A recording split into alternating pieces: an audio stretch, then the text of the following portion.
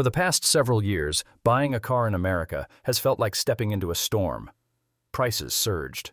Inventory vanished. Dealer markups became normal. Used cars sold for nearly the same price as new ones. Interest rates climbed. Monthly payments exploded.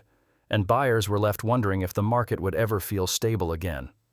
Now it's 2027. Dealer lots are no longer empty. Incentives are quietly returning. Used car prices have cooled from their peak, but financing remains expensive, and economic uncertainty hasn't disappeared. So here's the question that many Americans are asking right now.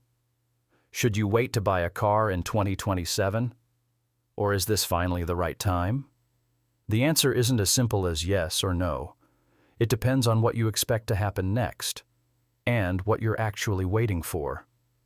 If you're waiting for car prices to crash dramatically, history suggests that may not happen the way you imagine. The extreme inflation phase that defined the early 2020s has largely ended, but instead of collapsing, the market has transitioned into something different: stability. And stability can be confusing. It doesn't create headlines. It doesn't feel dramatic. It doesn't produce viral, huge price drop news.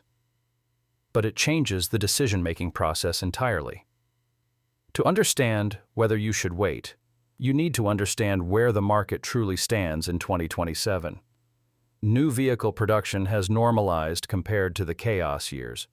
Supply chain disruptions are no longer dominating headlines. Semiconductor shortages have eased.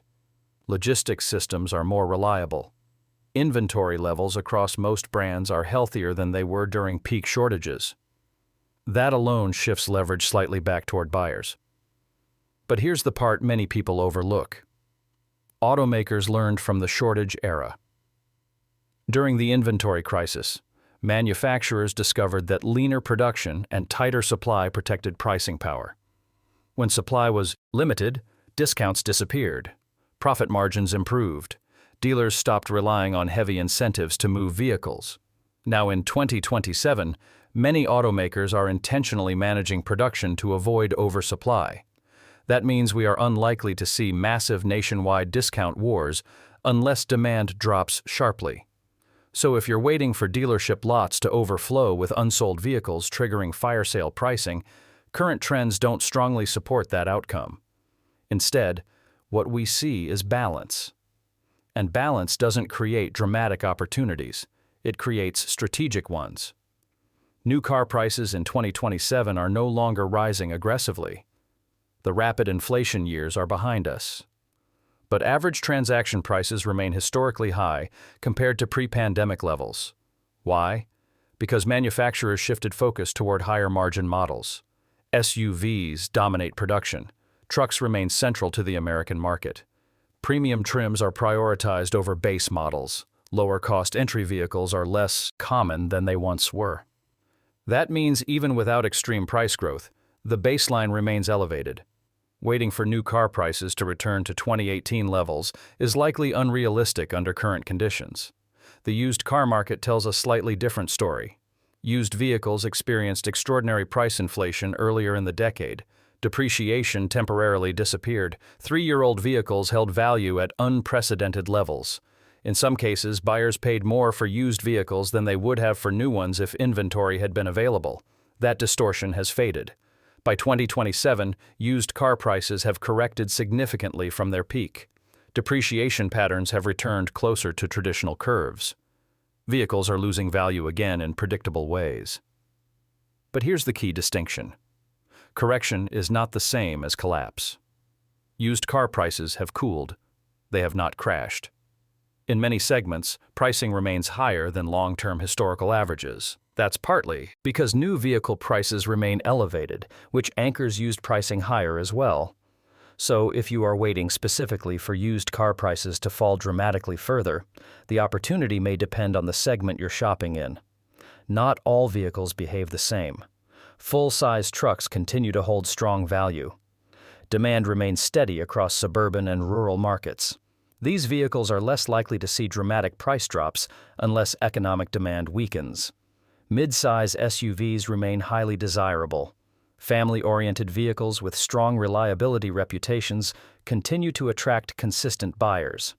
Hybrid vehicles hold stable resale value due to fuel efficiency advantages without the charging concerns associated with fully electric vehicles. On the other hand, certain luxury sedans have softened more noticeably. Some electric vehicles have experienced sharper used price adjustments as technology evolves and competition increases. Segment matters more than timing alone. Another critical factor influencing whether you should wait is financing. Even if vehicle prices soften slightly, higher interest rates can offset those savings. In 2027, auto loan rates remain elevated compared to the ultra-low rates many buyers remember from the late 2000s. Monthly payment affordability depends not just on purchase price, but on borrowing costs. A vehicle priced $1,500 lower may not meaningfully change your monthly payment if interest rates remain high. For buyers with strong credit profiles, competitive financing options are more accessible. For others, borrowing costs remain a substantial barrier. If interest rates decline meaningfully, affordability could improve even if vehicle prices stay stable. That possibility encourages some buyers to wait. But timing interest rate shifts is difficult. Financial markets do not move on predictable personal timelines. Waiting for lower rates involves uncertainty. There's also the question of economic outlook. If economic growth slows significantly, vehicle demand could weaken. That might increase incentives and encourage stronger discounts. In that scenario, waiting could provide leverage. But if the economy remains stable and employment levels stay strong, demand may continue supporting current pricing levels. No one can predict macroeconomic shifts with certainty.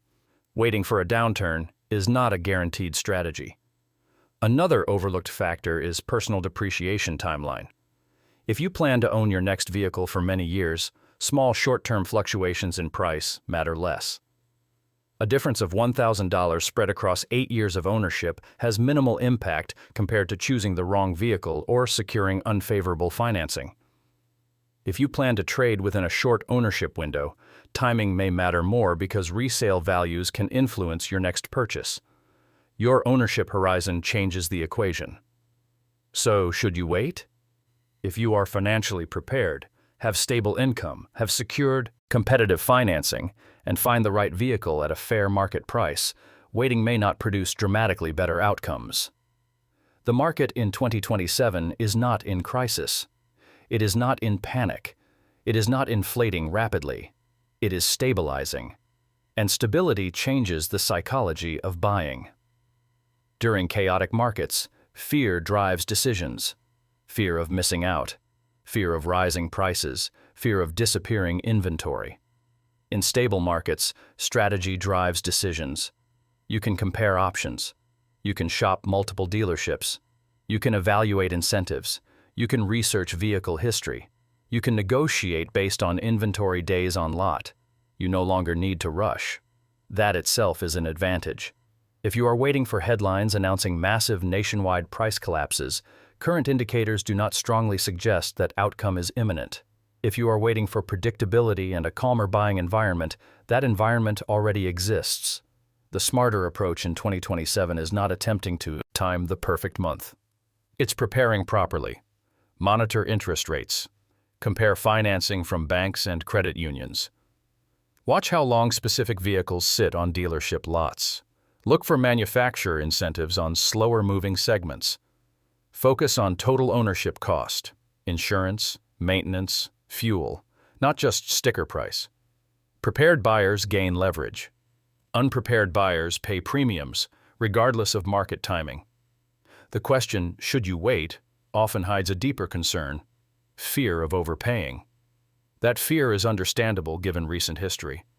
But overpaying in 2027 is less about timing the market and more about failing to research it.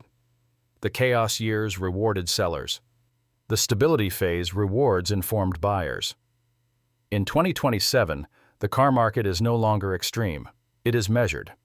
That may not feel exciting, but for buyers, it's powerful. It means you can act with clarity instead of urgency. So should you wait to buy a car in 2027? If you're waiting for a dramatic crash, you may wait a long time. If you're waiting for balance, it's already here. The advantage now isn't predicting the future, it's understanding the present. And in 2027, understanding the market is more valuable than trying to time it.